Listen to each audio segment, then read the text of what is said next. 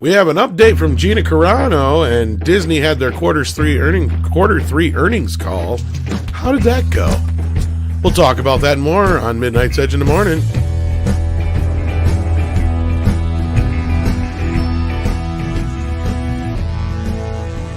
Greetings, everybody. We made it through another week.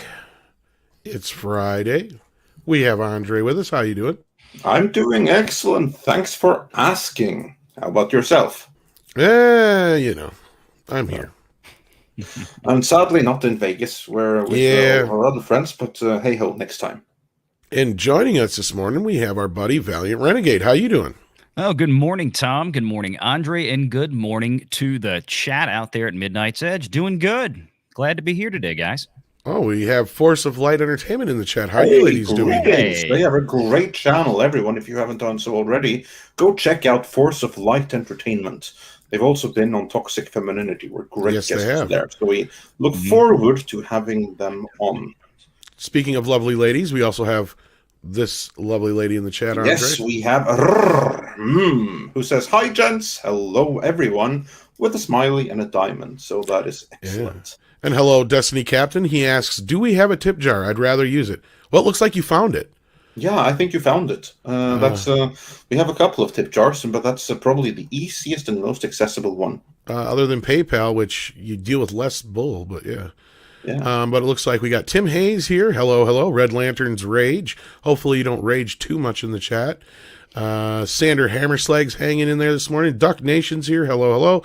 Fractal Jack. We've got 6 in the chat. Hello. Fat Elvis is here instead of Skinny Elvis. Donnie Knupp. Welcome. And Troy Pacelli has seen Valiant Renegade's video premiere this morning.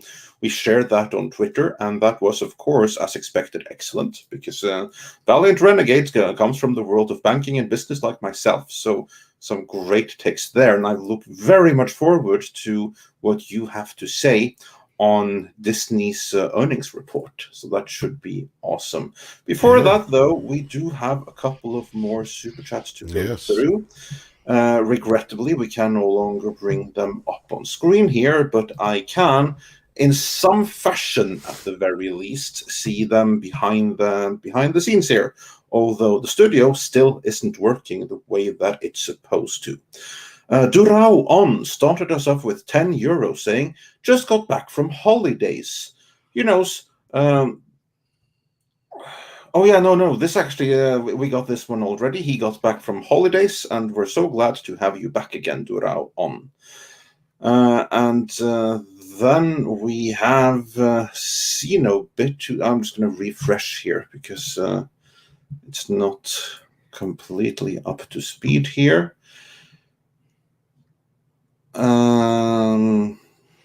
We had Destiny Captain, and we had then we are actually up to speed. Almost up to speed. Spider Unlimited said, "Andre, Hexan." That's a great vintage Swedish horror movie from, I believe, 1922. It's not as well known, but it should be right up there with Nosferatu. Hexan in Swedish means the witch. That's kind of what it's about. So absolutely check that out. Then we also have Stephen Otten saying, "Hail Andre, Tom, Valiant, Wrenches, and Chat. Finally, a movie that looks like it's worth seeing. Welcome back, Gina." Yeah, we'll get into that. Yes, we're going to get into that. And I just want to say, as far as the tip jar thing, I mean, if you're talking about the actual app or whatever tip jar, because I think there is one called that. No, we don't have that specific app, but the best way to do it is PayPal or Super Chats. Yeah. It's the easiest way. And our good friend and associate, Mexican Iron Man, says for $15, "Hey guys, Andre and Tom, I agree with Troy. Great video this morning, Valiant. Have a good show today, gents. Stuck at work." Yeah, and poor Mike, he went through all the paperwork last night to help us break it down this morning, and he ended up having to work. So hopefully he isn't working too hard. Yeah, well, you got to do what you got to do, and we always appreciate the time, and we look forward to having you on once opportunity permits. And Jason, yeah, I totally get this too, and this is why we also have a PayPal. So yes, if you check the if you feel more comfortable doing that, that's fine too. The description, there's PayPal. Then you're just paying Elon Musk a little share, and they don't take nearly as much. But if not, you know what? If you can't, that's okay too. You can always share out the stream. We try to pay attention to the chat as much as possible, so we don't require it or ask that you do that. But it is always appreciated if you can, of course. It is most welcome because, this platform doesn't always help as much all on its own. But with that, we only have Valiant for a limited time here. So let us start breaking down the news. Valiant, what was it that Disney presented yesterday, and what lessons could be gleaned from it? Well, yesterday afternoon, following the market close, Disney, of course, released their fiscal Q3 results. So calendar year, fiscal years different for companies. Calendar year, that would be the end of the second quarter ending June 30th. But for Disney's fiscal calendar, how they calculate their annual revenues, that was Disney's actually their third quarter. So when you hear Q3 and all that, a lot of people get confused. They think, well, usually we get those in November. Well, this is a fiscal quarter. So in any case, the highlights, overall, it seemed like Disney reported some good numbers. And it wasn't terribly surprising. The big cash cow for Disney is and has always been and will continue to be for quite the foreseeable future their parks and resorts, which was the division, of course, Bob Chapek helmed for the last several years before taking over the reins as CEO of Disney. But the parks and resorts, obviously, you've got a lot more traffic this Q3 than you did 2020's Q3 for obvious reasons.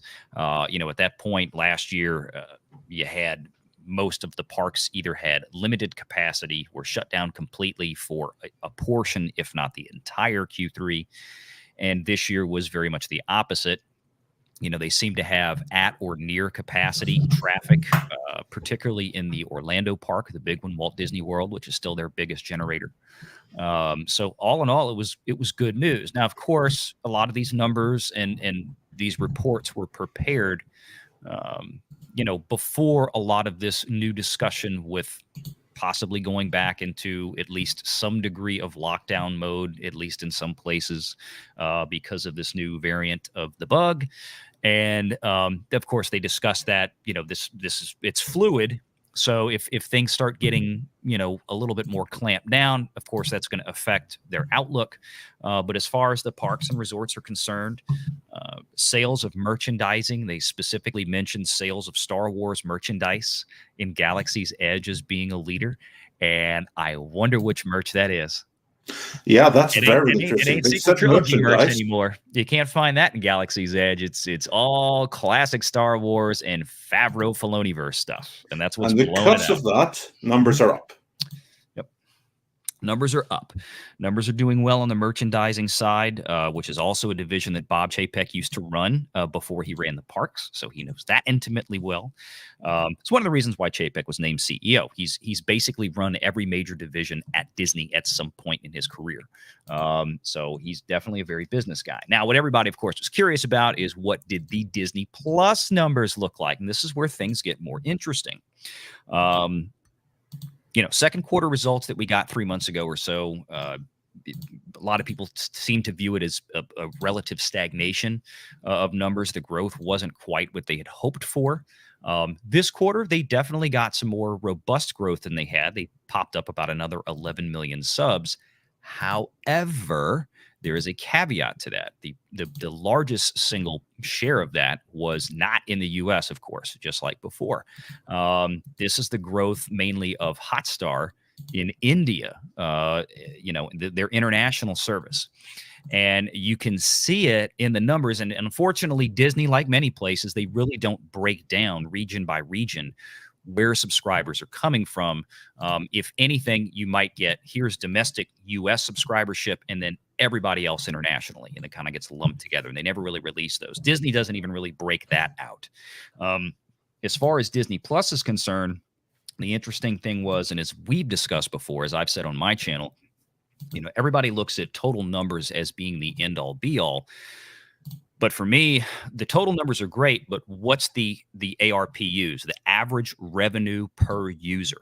So for every Disney Plus account that you have, how much money are you making on average for each subscriber that you have on the books?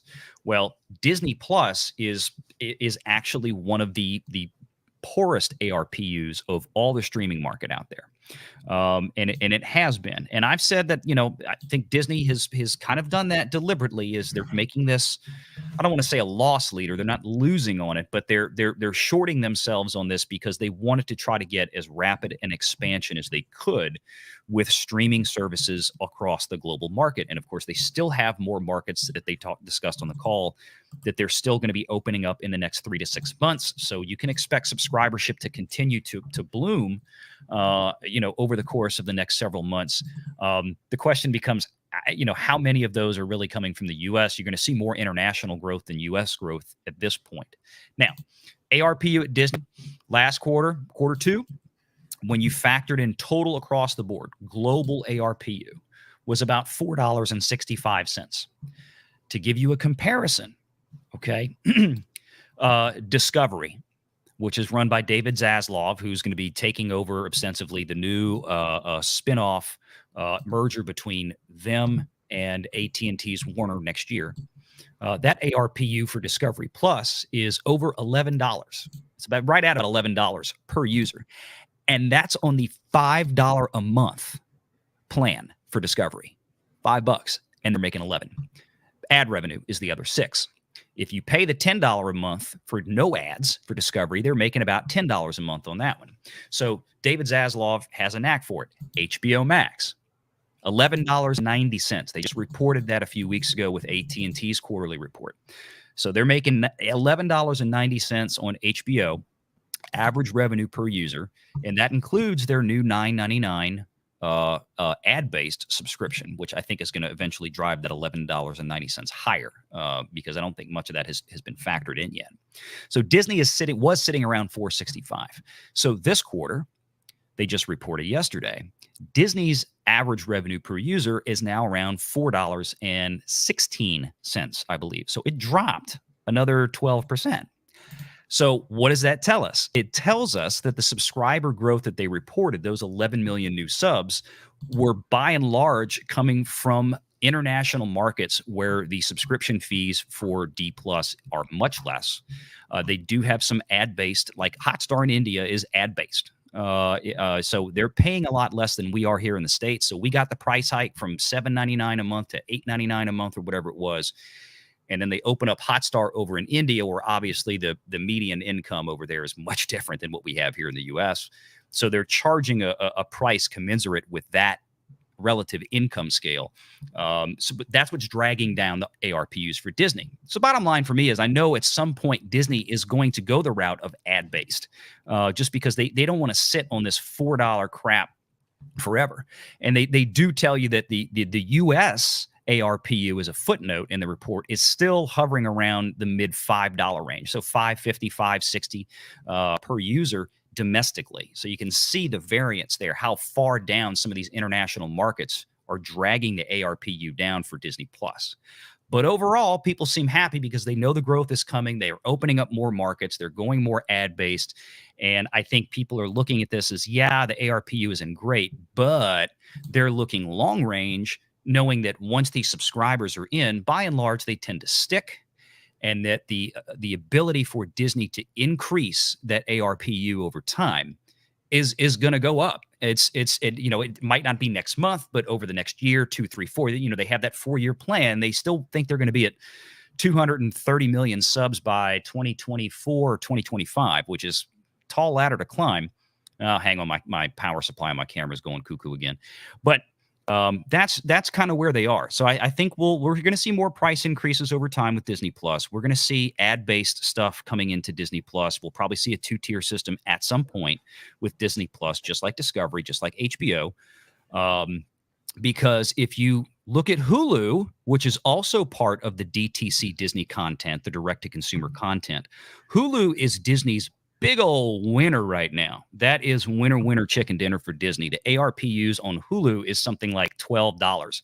It's on par with HBO Max. It's on par with Discovery. It's on par with, or closer to at least, Netflix, whose ARPUs is over $14 per user. Netflix is the grand champion of that.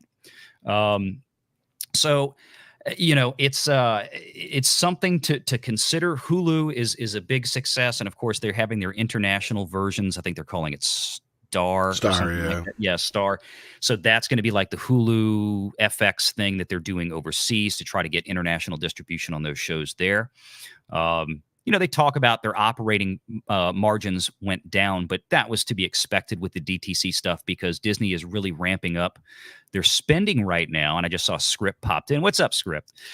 Script can tell you this. He probably knows this better than I do. Disney is really ramping up more content creation right now for all of these services. And then, of course, you still have ESPN Plus out there. Their subscription numbers went up. They make a good bit of money with ESPN Plus. And, I've never said this yet on my channel, but I've talked to people about this for a number of years when all this streaming stuff started. I think the big thing for Disney is going to be ESPN down the road. A lot of people wonder why, ESPN Plus is not really ESPN, right? You have to have a cable subscription or a satellite subscription to get the entirety of ESPN and the main offerings, the main sports programming. ESPN Plus is kind of where they stick everything else that doesn't go on one of the big broadcast networks. The reason is because Disney, of course, still has these contracts with all of these cable companies and satellite companies and all this kind of stuff.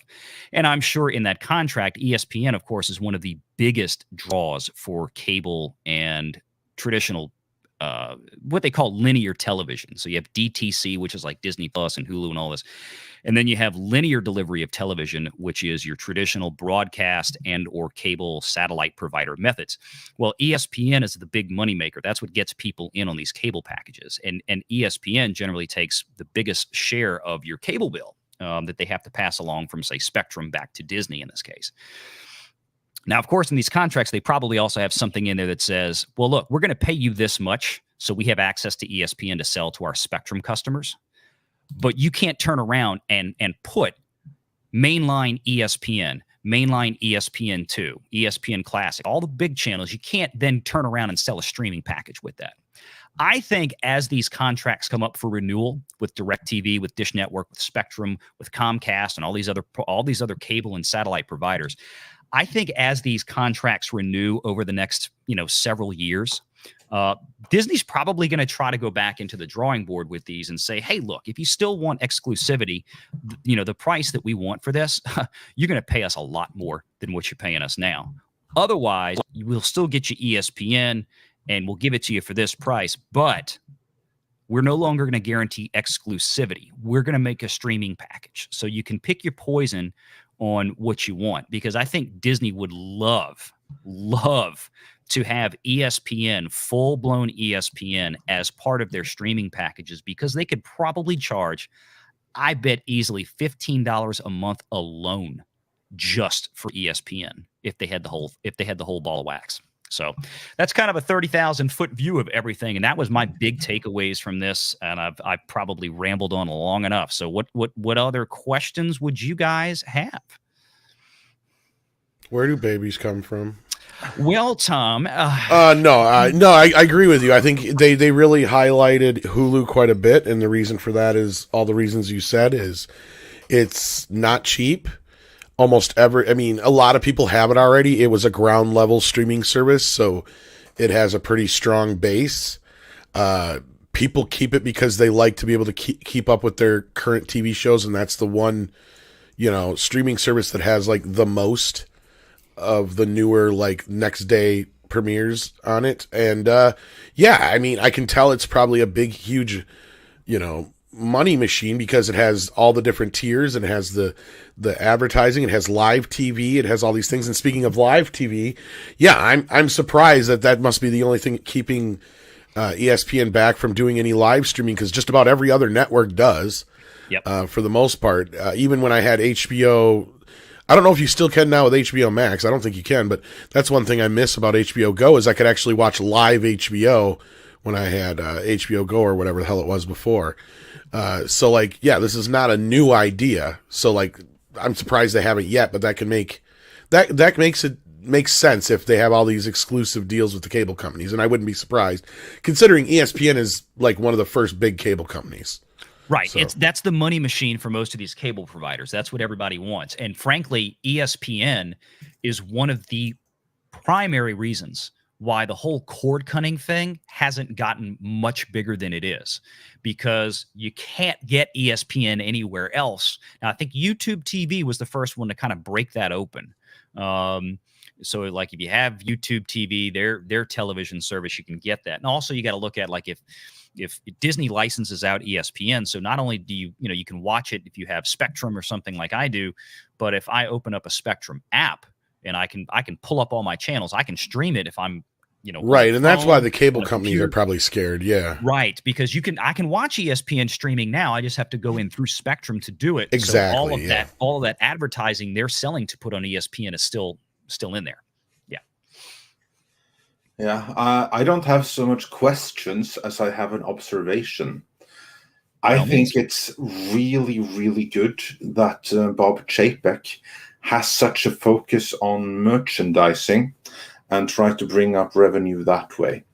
Because the last year and a half, almost all of Disney's value has been propped up by Disney Plus. Yes. And if this here tells us one thing, Disney Plus has now grown as much as it's going to grow. Yeah, of course, it's still going to grow, but the problem is that growth is going to come in regions which aren't really profitable. Because, yeah, you charge much, much more per Disney Plus customer in the States, and I might add in Norway and in Scandinavia and the Nordic and other minority territories like that. But where they still have any growth left to do is in the parts of the world which are basically subsidized by North American money. So yeah, you can still grow the number of subscribers, but they want to try to obfuscate the fact that these subscribers don't really pull their weight in terms of paying the bills or anything, which to me is like, whoa, this is almost like a little bit like a Ponzi scheme. Like not literally, but like there's like some similarities in that a Ponzi scheme. It always works as long as you pump in more money. It's the money stops coming. That's when the whole thing collapses. And to me, this sounds a little bit like that, because now Disney Plus, the regular Disney Plus, has grown as much as it's going to probably in the region where it's profitable. So then they instantly shift focus to ESPN and other things, just to desperately try to push money in and just maintain that share price. That's what this sounds like to me. Yeah, that's why the Hulu has been such a big winner for them, because they're getting subscription fees and they're getting a whole bunch of ad revenue. Exactly. I was going to get to that. Yeah. That's what, Disney Plus, even though, again, I'm going to go back to India, the Hotstar system, they're paying pennies on the dollar compared to what we're paying here in the States. However, that same Disney Plus subscription over there, they're also realizing revenues from ads, ad-based stuff over there. They're putting ads in there. So like some of the other places they announced, they're going to expand into Latin America. They're going to expand into South Africa was one of the ones they're turning on. Eastern Europe, they had to push back a little bit, a couple of months, but that's coming up in the next 6 to 8 months.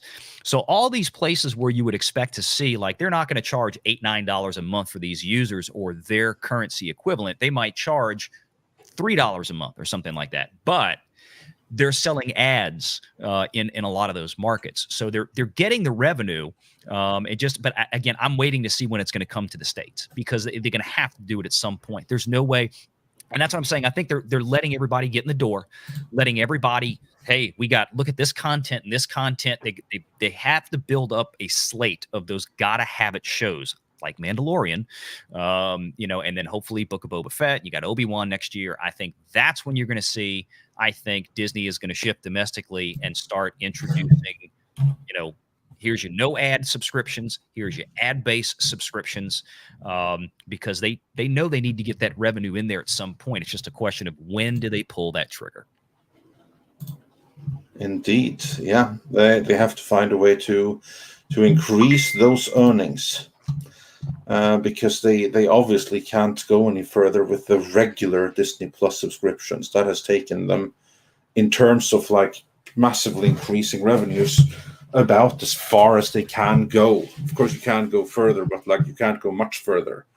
I Without think you'll see doing a little bit something more of a else. swell towards the end of the year, just like we got with Mando season 1 and 2. Well, particularly season 2, because Mando season 1 is right when D Plus launched. But I think with Book of Boba Fett, I think that's going to pull in an extra swell of subs. I think definitely Obi-Wan next year. You know, these Marvel shows really didn't seem to light it up when it came to new subs. I mean, they pulled in some. I mean, I'm talking domestically now, folks. But in comparison to things like the Snyder Cut, no fucking way. No, and I think, you know, when Tom, you and I were talking about this, I mean, I expect that, especially if lockdowns kind of keep coming back into play, I think HBO Max is going to have its best month for new subs between October and November for Dune. Yeah, I think they've been the little engine that could at this point, and I think bringing Zaslav in is the best move for them, and I think it's really gonna. Hopefully, he fixes the app and brings more people to the table, because even though Discovery Plus isn't like this huge thing, I've mentioned it for a while because everybody I've talked to about it, you know, because I asked, you know, a lot of my friends who aren't into this kind of stuff, you know, they don't talk movie talk or money movie talk or any of that kind of stuff, the corporate politics or any of that behind the scenes stuff. They don't give a shit about any of this stuff, but what they do have is Netflix, Hulu, and, you know, either Disney Plus or HBO Max or one of these other services. And the one that always pops up, they keep talking about it, and I kept hearing back, was Discovery Plus. And I'm like, well, what the hell is this? I kept asking them. It's, oh, well, it's, you know, the Discovery Channel, but it's, you know, their app, and they have all kinds of stuff that's connected to their shows that you can't see unless you have the app. So Zaslav has made it to where it's must have. And the thing is I don't hear anybody griping about it so much as they just don't want to miss it. So that's the attitude you want your customer to have. It's not so much, God damn it, I got to have this extra fucking thing. It's like, no, I've got Discovery Plus and it's amazing because I got all this access to all these things and blah, blah, blah. You know, and they love it. So that's what you want to hear when people go, oh, I got HBO Max. It's got all these things. And we hear part of that. Like everybody I talk to from everybody across the board is like, oh yeah, I can always find something to watch on HBO Max, but it's a piece of shit to fucking navigate. Like that's I don't like their app either. It is clunky. I agree with you. And, you know, Discovery Plus, just for people who aren't, it's not just the Discovery Channel. It's like their entire network slate. It's like all 12 of their channels, like Travel Channel and all this DIY or whatever. It is the whole thing. And that it's nothing. And this is the beauty of it. It's reality programming, almost 100% of it. Right. The cost of producing that is dick compared to the kind of stuff that you see, like a $200 million D plus headline Marvel Star Wars show, you know? So, I mean, and that's why D plus is so profitable. Yeah, and the thing with Zaslav is he'll, you know, for anybody who's ever wondered, he was the guy who changed, like, what was it, like Court TV went and got changed to True TV and all these other things, and he did it like on a dime, Spike TV, and I think a bunch of these other ones he's responsible for. Yeah, because he's seen they weren't working, and he changed the entire formula, and he's not afraid to try something new. So that's why I think he's going to be a really good move for Warner, because that's what they need right now, because HBO Max is already doing well, but if they need somebody like that behind it to really give it that push that's going to put it up there among like Amazon Prime and Netflix and Hulu for that matter. Yeah. And you know what, even if they don't, and again, I've said this before, and maybe I've said this on Midnight's Edge, I can't remember, but I know I've one of my videos talked about this. At 47 million subs, and I'm talking about HBO Max, for 47 million subscribers with an average revenue, they actually have 60 now. Their quarterly report that they just, you're right, including international. So 47 million domestic. And again, the only reason I break out domestic versus international, guys, is because every company reports how these ARPUs work differently. Some of them just report domestic or just report the whole ball of wax. Some of them actually break out international versus domestic. So I always try to stick with domestic because that's the easiest apples for apples comparison. So 47 million or so domestic subs for HBO Max. Tom is right. It's like 65 million with including global, right? And I mixed both numbers. My bad. Yeah, no, that's okay. But at $11.90 with 47 million domestic subs, Same quarter for Disney. And the last we knew domestically, we think is around like 80 million subs, something like that, in that ballpark, but at $5. So with 47 million subs, HBO Max, Warner Media, is making more money than Disney hand over fist in total because of the ARPs. Yeah, because same thing with Discovery. Yeah. So, well, and I got to explain this real quick. No Legs says, I don't understand. I have absolutely no issues with HBO's app. The left side has all the categories. It's super easy, barely an inconvenience. Nice little, I don't know if you're calling back to a certain YouTuber there with the barely an inconvenience, but yeah, how could they not? It all depends on what app you're watching the app on as well. Yeah. See, because certain apps already have it updated to where they work just fine. But like if you're using things like the Xbox and other things, which majority of Americans use, it is still wonky as shit. Yeah, I have it on Apple TV. Yeah, that's another one that I think the only ones that it works good on right now is like a Fire Stick and something else. I can't remember the other one, but like you can't even get full 4K and Dolby Atmos and all these other bells and whistles unless you have one of those certain carriers to watch it on, which most people don't. So there's that problem as well. But no, I think you're right, Valiant. I think that's the biggest point is even though HBO Max's subscriber base is a little below Disney's, they're also making 2 or 3 times what Disney's making per customer because they're charging $14.99 for the service and it's supposed to be going up and they're supposedly going to be adding a commercial version too. For HBO Max? Yes. Yeah, that's already been in the talks. Yeah. Or they already have it? Okay.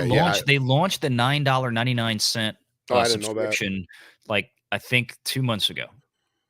And it's their ad based. So it's $15 if you want no ads and $9.99 if you want ads. And I promise you, HBO's, especially with Zaslav sitting there knowing what he's got in his hands, he's probably like, we'd much rather you take the $9.99 a month subscription because he knows he can chunk out another $6-7 a month in ad revenue, making more money than the damn ad free version. So yeah. Well, and that's the thing is the ad revenue part, and this is where it's going to switch from cable is going to die. I mean, I've said it's going to take a few years, and it is. It's going to take 10, 20 years for cable to completely die out.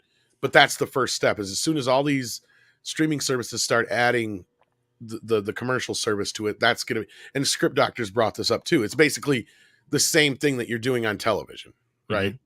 So, and then Dark King has a super chat here that says, just do it like they do on the Discovery app. He's making fun of the Bloodhound Gang there, but yeah, no. And I hope that's what Zaslav does for him because I do like HBO Max. I always find stuff to watch on there as opposed to Netflix and stuff. Yeah, I've been watching it more and more lately myself. Yeah, also Nephilim also says on that Discovery Plus is Normiville streaming. Most of the USA is watching. So, 15, I'm looking at it now. They have 15, 16 different channels on that as part of the Discovery family. But that's Zaslav's, that's his magic touch is he took channels that, okay, he noticed they were lagging. If he found something people want to watch.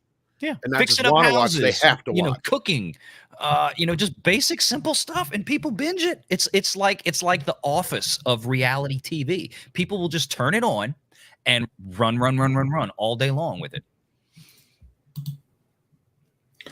Yes, Grip even points out that in-studio productions on HBO Max have been referring to themselves as a Max production or event.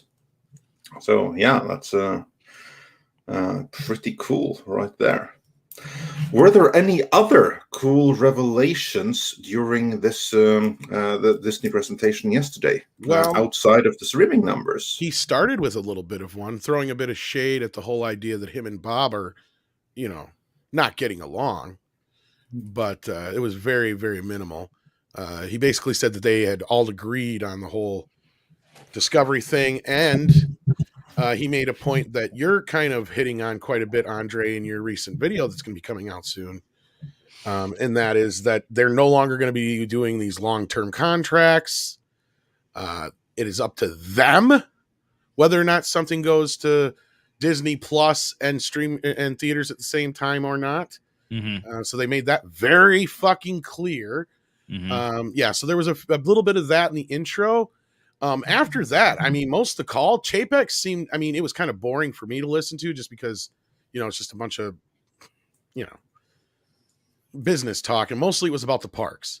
Because let's be clear, most of this call, almost all the people that called, there was like maybe a handful of people. They were all like major investors and shit like that or whatever, as far as I could tell through like Merrill Lynch and all that shit.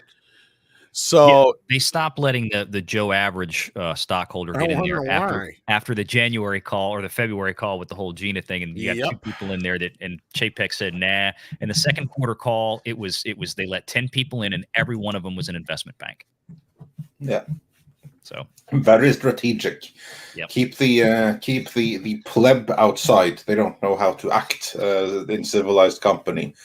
That's kind of like the I kind of understand what they're trying to do is they're going by tiers, right? They're letting the shareholders in that have the largest stake in Disney, kind of take front of the line, which I get. I mean, it's like, okay, I mean, if I'm Vanguard or something and I own 20, 30, 40, 50, 100 million shares, outstanding shares, it's like, I got a hotline. I got Chapek's cell phone number. And if I call that motherfucker at 3 a.m, better pick up.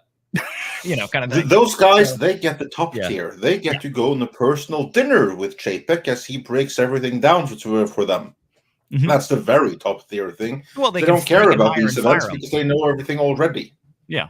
And I think the bigger thing here that's going into this, and again, let's push the whole Black Widow lawsuit aside, right? I think Chapek is really kind of hitting on the note that profit comes first, fans and what the fans want, or at least the customers want in this case. That's coming first, and I'm not saying that he's popular, because he's not very popular among the people that are fans of the park. There's plenty of wonderful channels that cover the park stuff that, that was the thing, is most of the call was stuff that has to do with the park. So I recommend checking out like Lorena Creole or Clownfish TV or Park Hoppin' and stuff like that. Those guys really, really know their shit when it comes to the park stuff. But when it comes to the other stuff, though, they were really kind of light on any entertainment. The only other thing that was brought up, Andre, that I thought was interesting was that they did point out again, much like they did with Black Widow, that Shang-Chi was definitely coming to theaters only for 45 days, then coming to Disney Plus. To me, that's super interesting. And that's already locked in, because they've already, and that's one of the things that Chapek went into. Well, you notice that little asterisk there afterwards. 45 well, days, that was the agreement. So that's and that's kind of where it happened with Black Widow. So apparently they're making these distribution commitments to theatrical chains about 3 months in advance, which is also why I think there really was no definitive mention of what is going to happen with the Eternals. See, Shang-Chi's already locked in. They already committed. They signed a contract with AMC, Regal, and all these guys. You get exclusivity for Shang-Chi for 45 days, and then it will hit Disney Plus. Now, I don't know whether or not that'll hit Premier Access. I'm guessing they're going to do Premier Access at that point, because why wouldn't they? It'd be stupid not to. I mean, they're not just going to dump it on there for free after 45 days. If it would, I would really have to scratch my head. But that being said, that's where that is. So it'll be interesting at this point to see if the Eternals will actually still get an exclusive theater run, not knowing. I mean, by the time I think that comes out in November, right? So that we could be in a very different environment in terms of seating capacity, in terms of lockdowns again, potentially, hopefully not. But I mean, if they start shutting down the 2 major markets, if you see New York and Los Angeles basically flip the switch and go, no more of this, they're not going to commit to theatrical only for the Eternals. It will change, because I don't think they've committed one way or another yet. Well, and that's the thing, is I think we're seeing a clear sign that things are going to get shut down again. Let's be real, guys. It's going to happen. Seeming like it. I don't know. And I want to get into it again about like all the logistics of why and if it's really pertinent or not. But what that does say for the entertainment side of things, the things that we cover, is that everything is going to get fucking delayed again. They already pushed Venom back a month. anticipate, and I heard this was going to happen, and I said this last week. I think I hinted that there was a possibility, and I'm curious now if we're going to hear Spider-Man's going to get pushed back a month, which means Morbius might get pushed back a month, and Ghostbusters might also get pushed back yet, but I don't know. Because I know Sony's not going to fuck around. They have no reason to fuck around, and they don't have a streaming service to dump these movies on. And they sure as hell ain't going to sell most of these movies for the price that, Amazon got from Paramount and a few of the other places, because they were desperate to unload these movies. Yeah.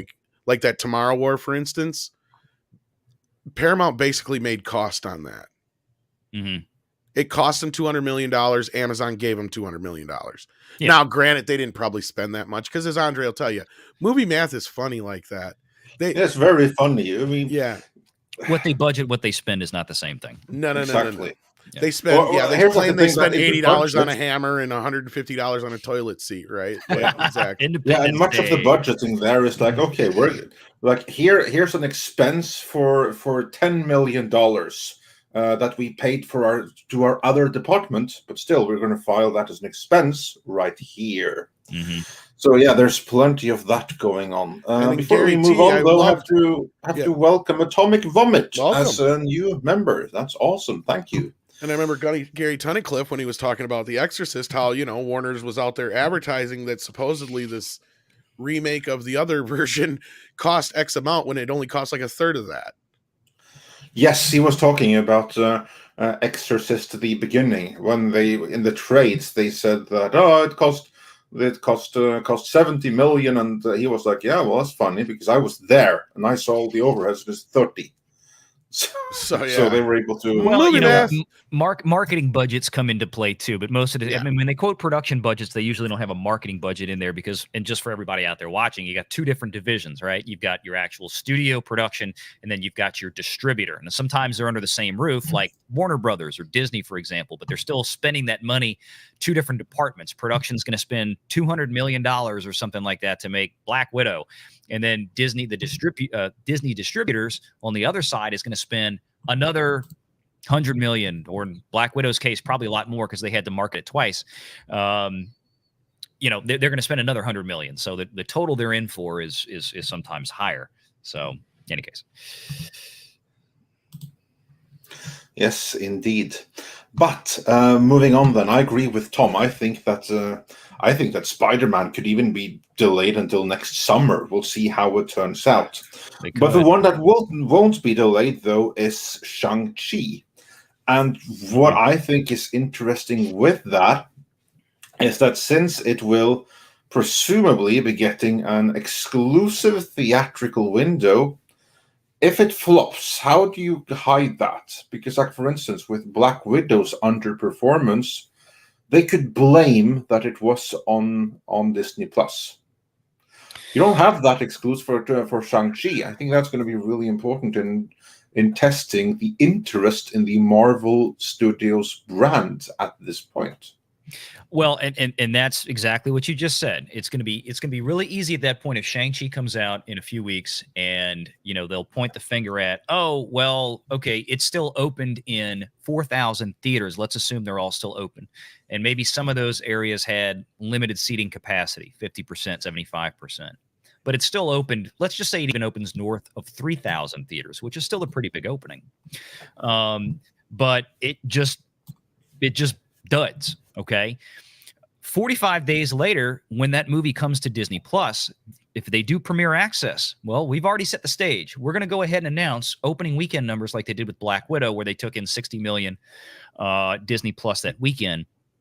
And, so are we going to get those kind of reported numbers from Disney again with Shang-Chi? So if it shows up 45 days later and the excuse is, well, nobody went to the theaters because of the bug or lockdowns, whatever. Okay, well, I would expect to see a commensurate amount of purchases on Premier Access 45 days later when it hits. Because if nobody else has seen it and everybody really wants to see it, they don't. Then we're going to see it on Premier Access, and Disney would want to announce those numbers. I think if it hits and Disney doesn't announce those numbers, then you have your answer. It was a bomb, So, but I think initially, a guy like Feige is going to want to use the excuse. Oh, well, it's not the movie, it's the bug, right? It's nothing to do with that. Well, we can't say that with Black Widow, day and date release. Okay, well, then we should have seen more Premier Access numbers show up. So if they did what's so far, $300 million global box for Black Widow, right? I think it's about that. I think that's where it's at. Something along those lines. Yeah, 300 million global box, about 170 million in the US. Okay, great. If we throw in Disney Premier Access, the $30 charges, which we assume at this point, maybe it's around, maybe it got up to about 100 to 120 million. I think it's a reasonable assumption. They did 60 million on opening weekend. To be fair, Samba TV kind of jived with those numbers. They came out that Monday and they said, well, our metrics say 1.1 million US households watched Black Widow on its premiere weekend. Well, that would put the other 900,000 households internationally that bought it out there. So that works out. So let's say they did 120 million on Disney Plus Premier Access from that. Scale it up for theatrical revenue, for the theatrical revenue side, even double it. Okay, fine. 250 million. They shave off 15% because they have to pay that to people like Apple TV, Roku, Amazon Fire Stick, all that kind of stuff. When you buy that Premier Access through your delivery device, they're getting a cut of that $30. So even if you scaled it up to 250 and you add that, okay, well, Black Widow would still have been about 550 million global box office right now. So big deal. That's one of the worst performing MCU movies ever. So you can't say that, oh, well, it would have done better if, when people have an easy access alternative delivery system and you're not getting it there either. They pirated the hell out of it too. So that was obviously a problem, but you're not going to get the same, or at least I think they're going to try to make the same excuses maybe with Shang-Chi and the Eternals when those things flop out. And a lot of that's the kind of stuff I was discussing this morning about Bob Chapek, these movies, Kevin Feige and all that in the video I put out this morning that had Cameron Pasha in it. So, it's going to be an interesting next few months. Let's just put it that way. Oh, yes. Very, well, and very I noticed much something funny about the Fall Guy previews. All of them make sure that they say that's not on streaming and you can't download it, implying the piracy issue. Right. So I think if it's so bad that they have to address it like that. I was just going to say, I think that this is the one time and the one time only where I've said this last couple of weeks, that even though they've whined and bitched and cried about piracy for the last 20 years or whatever almost, this is where they're actually feeling it now. Right. Black Widow kicked them in the ass on piracy. Why? It is the most pirated movie in history. And don't think that's not going to come up in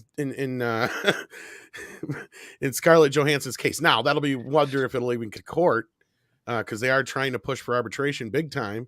Yep. And again, that's where, Bob is implying, oh, this wouldn't have happened under my leadership kind of thing. I don't remember the exact quote that was made, but yeah, it wasn't him. It was like someone else. That said it on so his again, behalf. Bob and Bob are playing nice in public, of course. Mm-hmm. And I'm not going to sit here and pretend that they actually don't get along necessarily to a point. That doesn't mean that they necessarily agree on how to run the company. And that's clear because, Bob is all about acquiring and talent and this kind of a thing. And, how he set things up, as opposed to Bob Chapek, where he's worried more about the bottom line, which this is what we've been saying for a while. Sooner or later, these kind of people are going to come into play. The people that are the money people, the people that are going to start asking, where's our fucking money? Sure, your politics are all great and it's nice that you're doing all this other crap, but where's our fucking money? Because it sure ain't making us any money.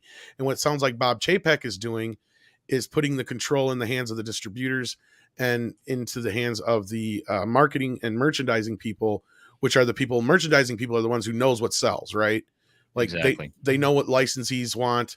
And let me tell you, so, Baby Yoda was a big deal. Gina Carano's character was a big deal. And things like that, Pixar and all these things sell well. There's a reason for it. And if you're making movies that people don't like, that don't make toys that people want to buy, then there's nothing for the merchandising department to sell. Why did we have 3 Cars movies? Because they fucking sold toys. Exactly. Especially the third one. The third one was a box office disaster domestically. It made some decent money overseas, but yeah, the big thing was, it's like we sell like $2 billion of Lightning McQueen toys in the last few years. I don't give a shit if the movie fails or not, because we know it's going to sell more toys. That's all it is. Yeah. And I mean, and a lot of that, again, you talked about that, with Cameron in that video this morning about, Bob Iger and Bob Chapek, they're very different people. Bob Chapek and Kevin Feige, very different people. And we have enough information out there from the last couple of years on who Chapek is and who Feige is and how everything came to where we are at this point. We can make some relatively educated guesses about why certain decisions are being made at this point. So, but I'll try to post a link to that video to you guys if you want to check it out after the show, of course. Yeah, I already shared it on Twitter, and you can also, of course, find it by just hitting the link in the description. So yeah, everyone do that when we are done with the show. And it's also very interesting in terms of like the piracy, because yeah, like for the first time now in the age of streaming and 4K streaming, you can within hours of a movie being dropped on HBO Max, Disney Plus, wherever, not just get the movie, but you can get a 4K digital copy of the movie, which is actually higher quality than a regular Blu-ray. Not the 4K Blu-ray, but a regular Blu-ray. How insane is that? HBO Max, that's really hurting them more than anything, probably because, as we were pointing out earlier, unless you have like one of the two ways of streaming it that it actually works properly on, you're right, Andre. You can actually download a better copy than you can watch it. Like I know people that do that.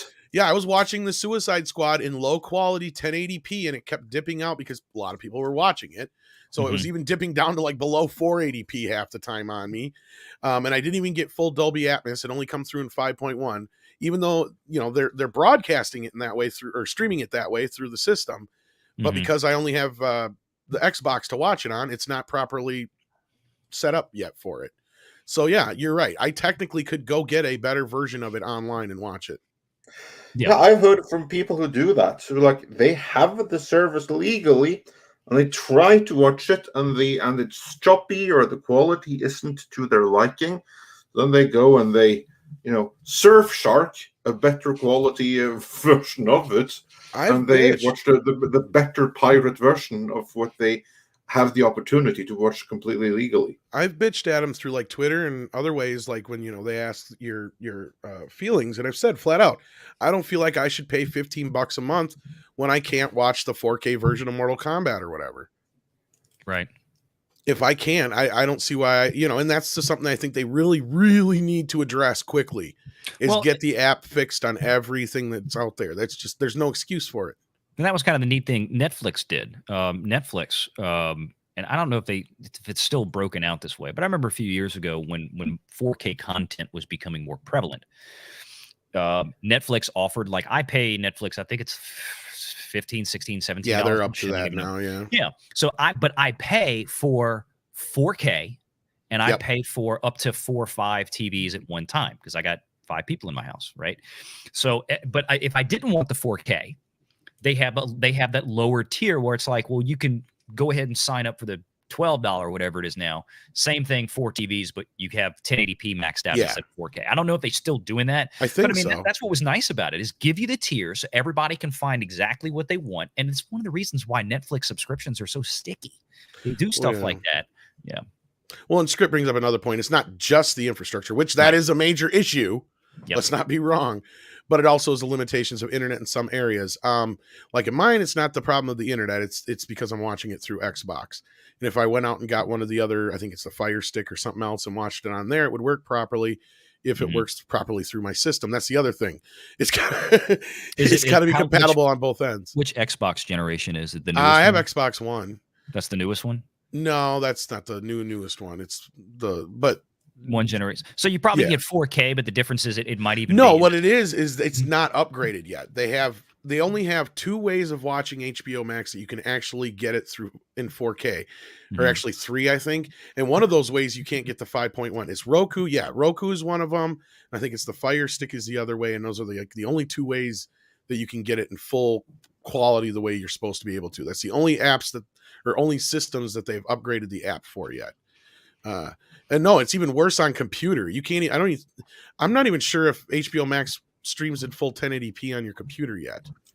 which is also a problem with some of the other streamers. I think it does. I think I've pulled it down before, but I don't use it. I don't think it does 4K though, because I have a 4K monitor. So yeah, I run it through. I got one of the brand new 4K Apple TV generations. That it might work on. Yeah, that it works might be great one of on the that. other And even ones, I've got some of the previous 4K Apple TV generations, and it seems to run fine on that as well. But that's why I just upgraded my internet. I just went to the gigabit internet service. So well, that's the thing is my old internet where I used to be from. Yes, Jason, it sucked ass. This new internet I have here, I have the highest package I can get aside from like if I was a company, I'd actually have to pay them to come in and install like this big massive like server or whatever. But we got some super chats. Let's get to some super chats. Yes, we do. And also Valiant has to get back to the office. I don't know how much longer we have you for, but if you had to bow out, then just let us know.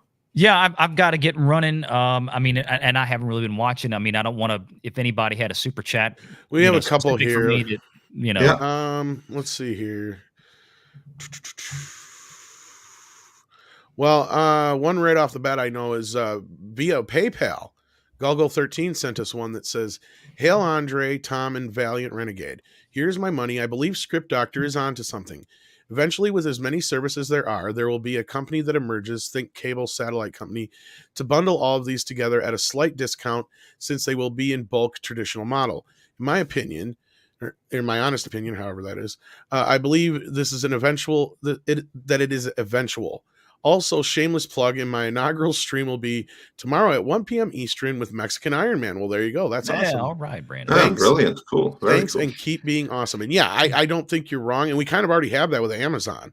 Amazon's done a pretty good job of getting most of the services through their system. And in fact, most of them work better through there, like Paramount Plus, for instance. Mm-hmm.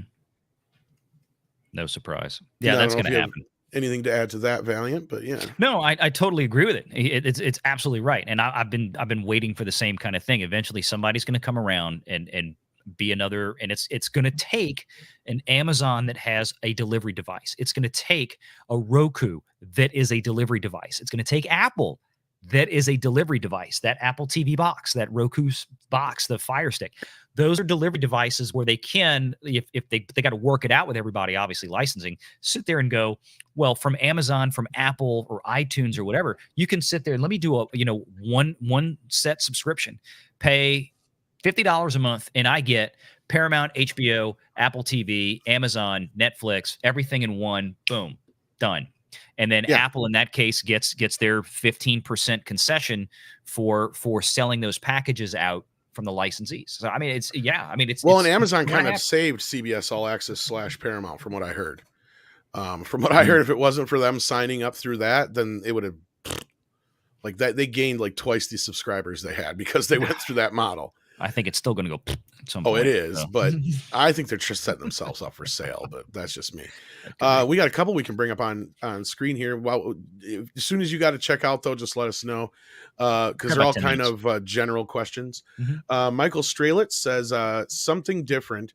What do you think of King's Spawn selling 500,000 near pre-orders and the rest, who knows? I heard about this. I'm not too familiar with the actual comic itself or what it's entailing, but I do know they were hard at work on the movie side of things. I wonder if this will affect that. Yeah, I think it's all built in. McFarlane has been doing this, and I was an original Spawn fan. So the first books came out when I was about 13, and I still have the first 100 issues. And you mean the first 100 good ones, or the good ones? Yeah, I mean, I was a big McFarlane guy. Hell, I still have a copy of Amazing Spider-Man 300 with the first appearance of Venom. That was a McFarlane book before he left and went to Image. And, I have the Norwegian version of that. Oh, was it on the Sega Mega Drive? Actually, yes, because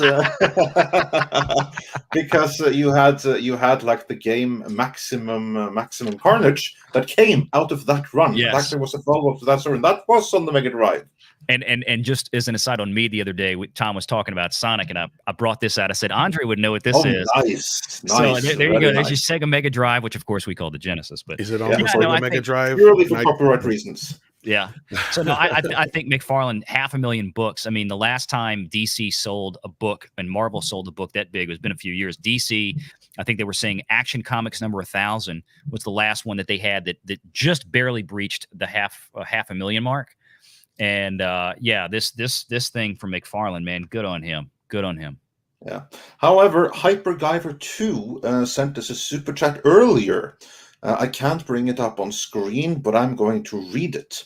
And he said for $5, King Spawn is reporting 500,000 in sales, but guaranteed at least 300 of those issues are bulk issues that will never sell.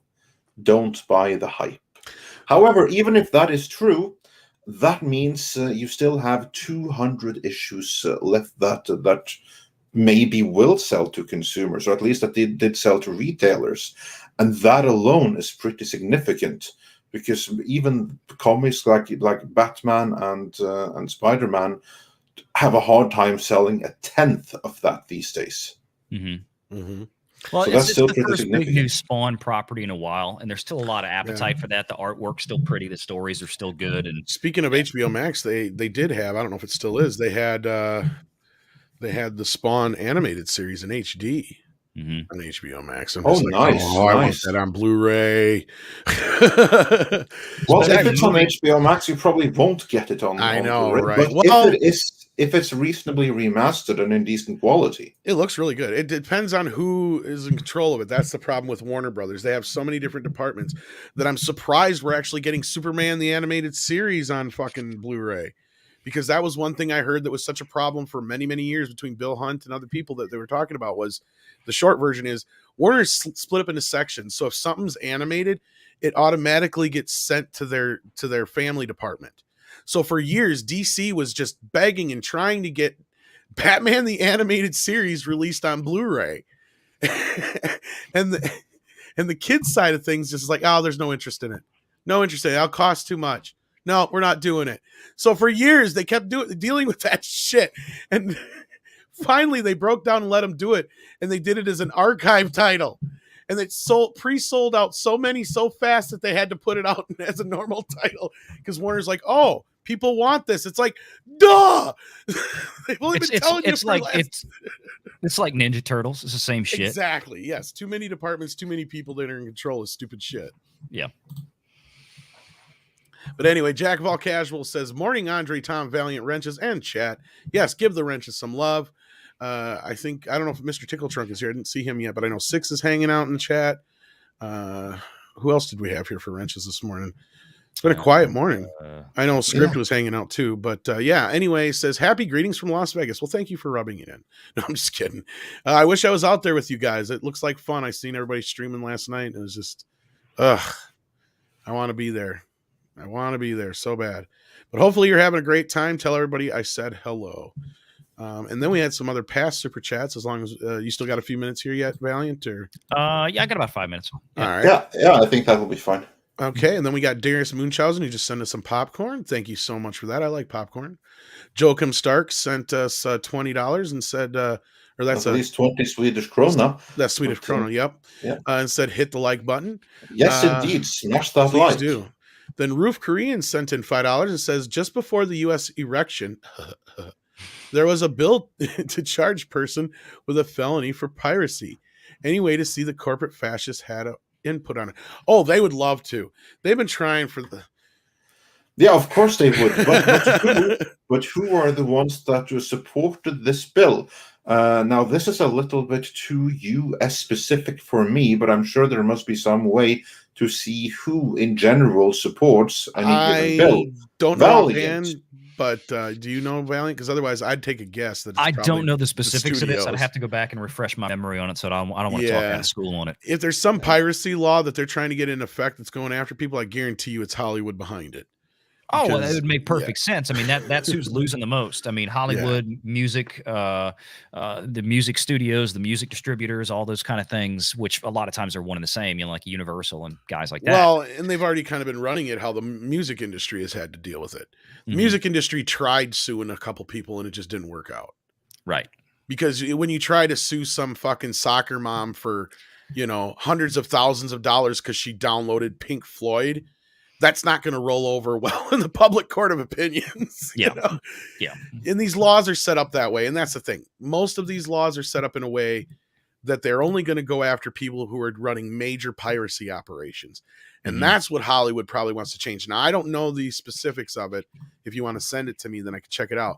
But I'm willing to bet that that's what it has more to do, is they probably want a lower level, they want the government to enlist some kind of lower level law to where they can go after individuals. Because Mhm. right now, the most they can do is basically scare your ISP into shutting you down.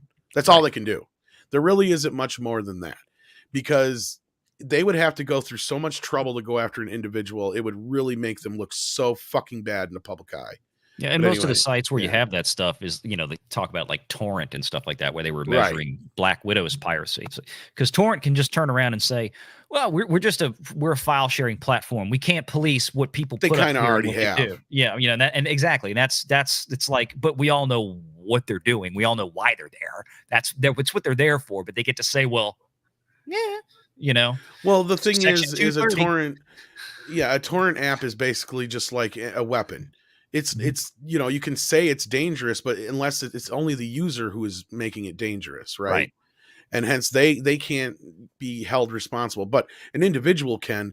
But that's the thing, the way the laws are set up right now is if they were to come after an individual, it'd be worse than when the music industry tried to, because the laws are enlisted in a way and they have to almost follow them. And that's what happened with the music thing, is you had those two or three individuals who got drug into court. They literally had like hundreds of thousands of dollars in court costs because of all the, they got charged like with each count of downloading. And it's like this astronomical fee because, like I said, it's set up for a situation where if you're busting people who are doing major, like, operations of running CDs and movies and shit, and selling them on the street. I mean, that's kind of the whole point those laws are in effect for. So I wouldn't be surprised if they're trying to get something put into effect to come after more individual people like that. That's they're gonna have to be fucking careful scary. how they write that law, though, and that's probably why it's hung up, because it's you can't leave it too vague. But again, what I happened don't to know. that kid who streamed Deadpool on Facebook? I know he got charged like, what was it, 10 grand or some shit into something else? I don't remember. But I don't know if story. that stuck. Yeah, some kid streamed Deadpool on Facebook and he got charged. I don't know the outcome of it. I have to look it up, but the story itself is what they're after, right? The story itself is to be able to say, look exactly, what can happen to you. Now, did they really want to, throw the kid behind bars or whatever? I don't think they care if they ever I get say paid kid, from and it. he was probably like 20 something. But yeah, anyway. but I mean, still, it's like if they never get paid for they want the story out there to say, don't do this. Or this will happen. And look, people need to be fair about it. It doesn't matter if you think the company's big, evil, $1 billion, they have enough money already. It's still stealing. It's so don't do it. Well, no, and I don't condone it. We don't condone it. No, I know you guys don't. Obviously, but if you do feel the need, you have to do things like that. You should protect yourself, right, Andre? Oh, absolutely.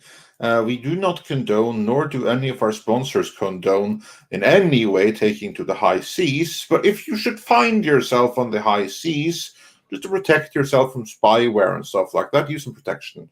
Go with some Surfshark VPN. Yeah. It's a new friend. You dumb friend. New dumb friends. Hyper Guyver sent in one we can bring up on screen here, says the formula that sold King Spawn is as follows. Every 250 sold is a random signed variant cover. For every 1,000 is signed CGC 9.5 graded variant. That does make a difference. I would assume. Every number one issue out there, Marvel, DC, it's the same thing. They do the same formula with every number one issue out there, and this is how they get the comic shops to light it up, because if they get stuck with a bunch of extra regular ones, they can go out and Gary at Nerdrotic, obviously, he talks about this way better than I do, and Yellow Flash and EBS and all these guys, but that's basically how it works, and that's all of it. It's not just Spawn. Well, even if they don't... honestly, it's the comic book shop's fault as well, because they have gone along with this scam, because this is a scam. They want that one exclusive, and then they have to have 20, 30 useless ones on the shelves, and then they have to overprice that one to make up for the 20, 30, or even 100, or even 1,000 that they will never sell.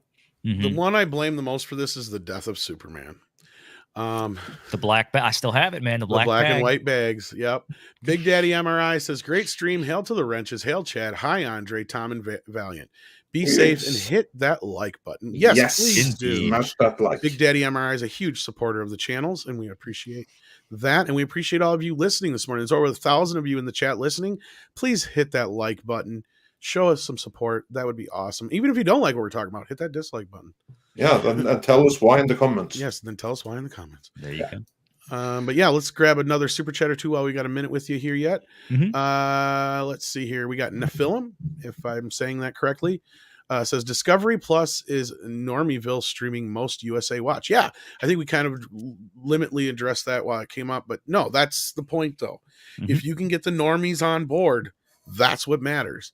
Because I mean, I get it. We are the true fans when it comes to certain franchises and genres, but it's the normies who are the and I hate calling them normies. I call them the general public, the public that isn't into the ins and outs in the franchises, don't give a shit about directors, the type of people I talk to who still think that Steven Spielberg directed Star Wars, you know, right?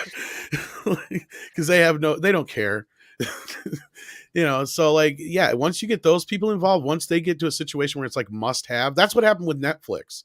That's why Netflix got so damn big, because everybody's like, well, I got to have it because it's the only way I can see some of these things. So, yeah. And then we have Rob Brands, who says for $5 Canadian, saw a report yesterday that Bond has to make at least $930 million to break even. I think it's safe to say they're going to lose a lot of cash on this film. Well, now, wouldn't this kind of be like a situation where Amazon picked up the bill on this anyway? Because they bought MGM. They bought it. And then they've got the rights to it now. Because initially, the plan and the deal was that Paramount Plus was going to get Bond 45 days after premiered. But then the brakes got hit as soon as Amazon said they were buying MGM. But is that Amazon totally finalized now? Is that that's the thing? Is I don't think it's finalized yet. Yeah. See, so that's the issue. Because there's some resistance. And I don't think it's going to go through, but there's some resistance because they're going to cite the whole Comcast deal and all that shit, I bet, and AT&T. But yeah, so if they're estimating $900 million at the box, I mean, $900 million, yeah. If somebody stroked them a check for $400, $500, when they had that opportunity and they turned it down. I know. You know what? I don't believe this figure. I think that this figure is inflated. Now, unless they have included something else with it. Because there must be some incredibly high interest loans involved here. Well, we know how much that is. But also the marketing budget too. There's probably a couple $100 million because they've marketed this movie 2 and 3 times now. The movie cost $200 million or so to make. 250, I think, is what they're reporting. They spent $30 million at least on pre-advertising before the movie got pulled the initial time. Remember that. So there's another $30 million out the door. It's costing them an estimated $1 million a month that it's not in theaters, just in interest. So yeah, I'm not surprised if they need this much. The budget already is hovering around $300 million, and you got to triple that. But here's like the thing though. That's to break even. So that's not their total. Like their total negative cost is not $930 million. No. 930 million is what it needs to gross to make back its negative cost. If the negative cost is around like, oh yeah, then it makes sense. Then I can believe it. That's what I was thinking. Yeah. They're looking at the budget right now is probably, like I said, hovering around $300 million with all the excess bullshit they've had to add on. Maybe even more than that. It's probably more than that. I bet we're 350. Because they also had those reported reshoots that we reported months and months, actually a year ago now. Yeah, we did more than a year ago. No, actually, I can see this being around like a total negative cost of like $400 or $500 million. Absolutely, and that's money they're not getting back again. Yeah, that is for certain. 350 to 4, I think wouldn't be out of the ballpark.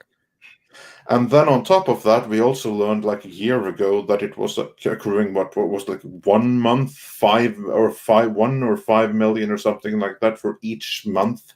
It was just sitting in storage because there were some very expensive loans that needed to be repaid, and they should have started paying them right away. Yeah, simple math. You figure 200 million, 250 that they spent on production. Let's just say 250 on the high side, 250 on production budget. Let's say that they had a 5% interest loan, like a 5% VIG on the loan, and that's $12 million a year, $5 million a year. That's $1 million a month, right there. Yeah, exactly. Yeah, simple. So yeah, that's That's issue for them right there. And then, in the meanwhile, we got a new super chat that we should be able to bring up on screen. Dash Attack says, I want Venom to do well because having a rival MCU of obscure Spider-Man villains anti-hero sounds cool. Hope Morbius releases and that the Man-Wolf movie is real and gets the green light. Well, we shall see what Sony has resources for. We know that they already pushed Venom back from September to October, I think it was, like we have it in the title, but it's not like a huge thing that is pushed back. But it could be pushed back more. It could, if there are new lockdowns and stuff like that, this is a movie that very easily could be pushed back to the summer of 2022. Right alongside Spider-Man No Way Home, or whatever it's called again. So it'll be interesting same thing with exactly Ghostbusters, and I know a lot of people are upset about that too because it's been pushed back so far already. And there isn't a week that goes by that I get some upset person in my chats going, "When's Ghostbusters coming out? When are we getting it?" And I get it. It's like I want to see it too, but of all the movies that Sony has sitting on their shelf right now, that's the one they've got the least reason to want to put out there because it has nothing to gain by put out in the middle of the shit. Mm-hmm. They're better off waiting until they can have the most theaters and the most people see it, especially after the reaction to that latest trailer. But yeah, so moving on though with super chats. What else we got? Yes. What we got, then we have to go back to the classics here. And next we had, let's see, Alex Bogey says for $4.99, any signs that the Carano boycott of Disney Plus is working? And to that, I would honestly have to say, who can say, but not in any significant way. But speaking of Carano, that brings us right up to the first announced, but the last topic that we're going to go through today, namely Gina Carano's movie, the one she's doing in conjunction with the Daily Wire, is now. It's not fully announced, but we know a little bit more about it. Tom, do you have the story? Which one? The Gina Carano one? Yeah, she's I don't have it up, but I can grab it here real quick. She's talked a little bit about her upcoming project. It's going to be based on the book White Knuckle. It's about a woman who was traumatized by a serial killer, and she's upset that the police don't seem to be able to do anything, so she teams up with a trucker because the serial killer himself happens to be a trucker to go after this guy. So it's being compared to like Duel, and I can't remember some of the other titles she brought up. But yeah, sounds very interesting, and sounds like a good fit for Gina and a good start to her non-Hollywood career, if you want to call it that. I mean, it still technically is, but it isn't. But the fact that it's getting the notice that it did in like Deadline and stuff like that, I think speaks bigger volumes than anything. I think this movie is going to get Hollywood's attention. Oh, yes. Because this is not so much for her, but because Daily Wire suddenly can offer an alternative. They can be something of a safe space, for lack of a better term, where opinions that do not comply with those that are enforced in Hollywood at large may be welcome. If this movie is successful, I think you're going to have more actors suddenly break rank and start working for there because they see, well, there's an alternative. We don't have to pretend to be deranged lunatics all the time. We can actually speak our minds and still have a career. That's the significance here. That is why Deadline is following this. And don't you worry, they're hoping for this to fail. Well, and I'm seeing, that's the thing, is this is a very positive article. We're seeing a few other things, even if you count the Chapek move. If his actual motivation is to make money, which is what we've been saying, what happened to all the cocaine and capitalism in Hollywood? I'll take that shit any day over the crap we've gotten for the last 10 years. I think we're getting back there. Mr. Depp is also getting a lot of recognition and people are coming out in support of him. Things are starting to swing a little bit, right? You even got people on the other side who are starting to say, like, like Bill Maher and other people are starting to call bullshit on a lot of this stuff. I hate saying that he's right sometimes, but sometimes he's right. Well, even the bloke in the clock is right twice a day. So, well, and he's been calling a lot of this shit out for a while. I gotta give credit where credit's due. I mean, even last year he was calling out woke movies and shit. So I mean, he also bitched about the Oscars and things like that, saying a lot of the same stuff we are. So I don't think I think that the word's getting out there. I think that the feeling's getting out there. When you got shit like this right now in the situation we're in, when stuff's really real, I mean, the money isn't there to pay everybody, so they got to start figuring out other ways of doing it. And if you're not doing it just by making your own movies watchable, I mean, that's a problem, when people don't want to see your fucking movies. And I think that's the thing is with the Suicide Squad, what hurt it was just all the things leading up to it. And mainly was Birds of Prey and the reaction to it. And what was the problem with Birds of Prey? It was the most woke fucking movie we've ever seen in the last year, probably, outside of a few other ones that I've avoided. So such a shame that the Suicide Squad did worse than it. But yeah, I'm not surprised that it's a revenge movie. I think that's a very good fit. I was hoping that it would be something along the lines of Nobody. And I just hope that, it's going to be successful. But we'll see how that turns out. Valiant, any thoughts on that? No, I think Tom said it all. It was great. And I was going to say something right when you pulled up the Deadline article and put it on screen. And that was that, yeah. And it even has, this movie's got a pedigreed writer to it. Eric Red from The Hitcher, which it's one of my favorite movies from back in the day. Rutger Hauer. It's just a fun, good suspense horror movie. And, so this is, and the movie is basically kind of along those same lines. The article goes through the plot synopsis, but yeah, this is one of those movies that looks like it could be a lot of fun, devoid of, any type of finger wagging in your face political messaging that is rife in damn near everything Hollywood puts out nowadays. This is a story about an actual strong woman that is going to try to take revenge on a violent attacker. And that's the character that Gina is portraying in this, which is probably why they got, Eric Red, who did The Hitcher. And I think the book this is based off of, I think it's White Knuckle. Yes. Is his book that was to the story. So it's very much in the vein of The Hitcher. So I'm stoked about this. And yes, you're right. The more that we get this kind of stuff out there, I think the better it's going to get, especially, to harken back to how we started this show today, talking about people like Bob Chapek, who are more business-minded people. These are not Hollywood people, just like David Zaslav is coming in. This is why John Stankey brought this kind of guy in, because it's like, you know what? The problem with Hollywood studios is that they're being run by Hollywood people. So if we go out there and we get more business-minded people to say, let's just make a good story first that people want to see, and not try to be preachy, not try to alienate half our audience, not call half of our audience, Yahtzees or whatever else, or other kind of BS.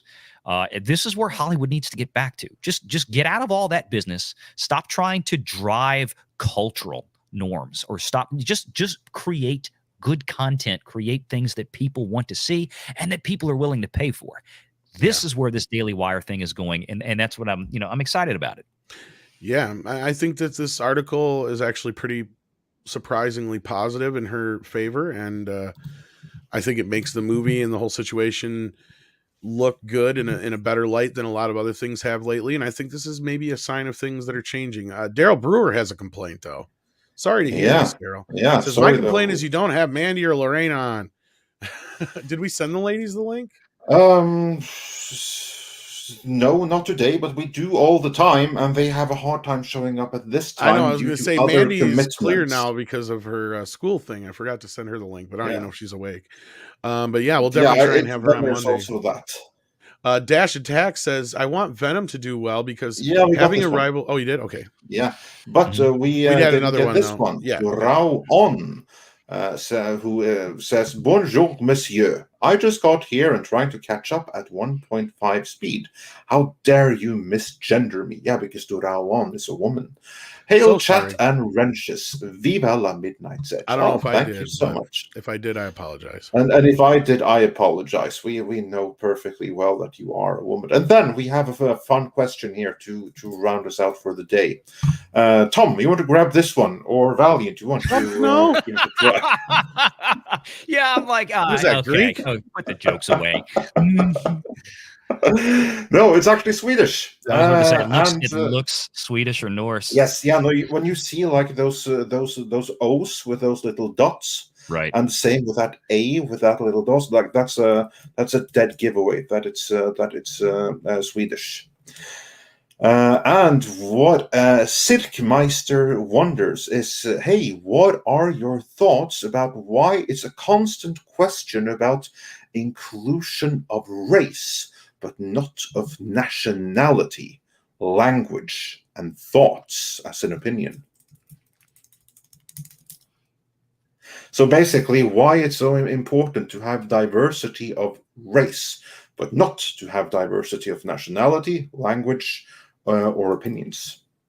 Well, it's that last one. It's the lack of diversity of thought. That's the biggest problem with Hollywood. They are. I mean, they are the most collective, hive-minded bunch of Borg that you will ever meet.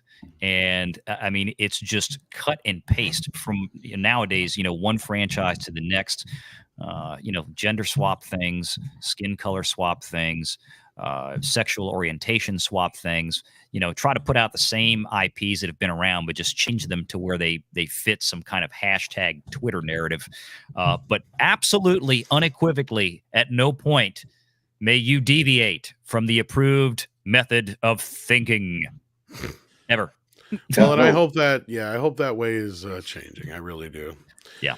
So, all right. With that, there's only one other thing we have before we close things out today. I don't know if you have to run right now, Valiant, but we got a first look at this guy, Moon Knight. Yes, nice. He looks very good. Oh, cool. I know this is a character you're excited about, Andre, so I thought you'd like to see this. So there you go. There's your first look at Moon Knight. I'm reasonably excited about Moonlight, and I have to say he looks pretty good there. You can like totally tell like the ancient Egyptian influence and stuff like that. So yeah, looking good, looking cool. Does he walk like an Egyptian? Well, it's difficult to tell from the still, but yeah. Walk like an Egyptian. We got a couple of super chats fired in here at the last moment. Michael Strelitz says a new series called The Y Man. I heard it should be called the W Woke Man. Oh yeah, by the Y the last. It's based on the comic book Why the Last Man. That's actually a really great comic. This is not the time in history to do this adaptation. If anything came out at the wrong time, it's that one. And Mr. Tickle Trunk says Happy Friday the 13th, which I hadn't really thought about, but it actually is Friday the 13th today. Excellent. So everyone have a great Friday the 13th. And with that, I would like to say thank you to Valiant Renegade for dropping by and sharing your analysis with us. That is most appreciated.